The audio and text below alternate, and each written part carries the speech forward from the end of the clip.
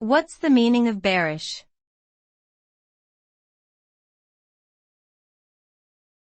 Bearish.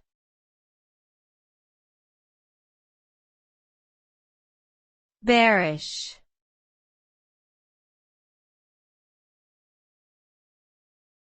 Bearish.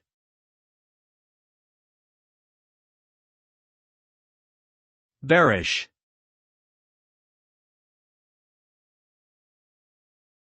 In financial markets, the term bearish is often used to describe a downward trend or sentiment towards a particular asset or market.